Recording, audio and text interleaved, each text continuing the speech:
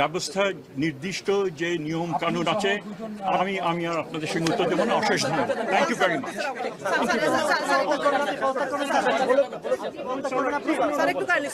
এটা কোনো কথা হলো না। আপনি তো আমাকে জেরা করতে পারেন না, তাহলে মামলা করেন, কোর্টে যান। না না, আপনার নর্মাল সৌজন্যতা যদি না রাখেন তাহলে কিন্তু আমাদের পক্ষে এটা করা যাবে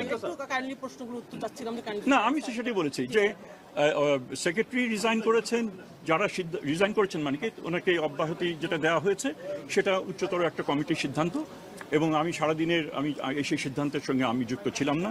কেন দেওয়া হয়েছে সেটার উত্তর আমি দিতে পারবো না।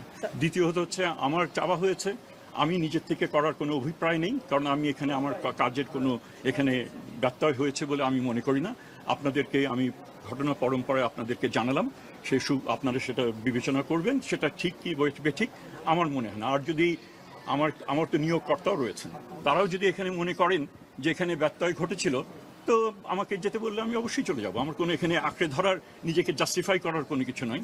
তবে আপনি প্লিজ আর আমাকে করবেন। তো এই আমার এতটুকু এখানে আমি আপনার তো অনেকগুলো দুই একজন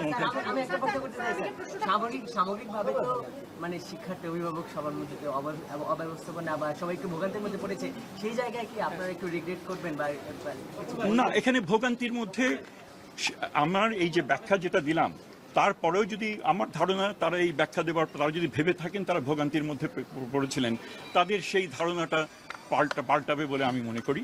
আবার বাস্তবে অনেক শিক্ষার্থী রয়েছেন এবং তাদের পিতামাতা রয়েছেন, তারা অসন্তুষ্ট হয়েছেন যে এটা কেন সময় মতো হলো না, এই বাস্তবতাও কিন্তু রয়েছে।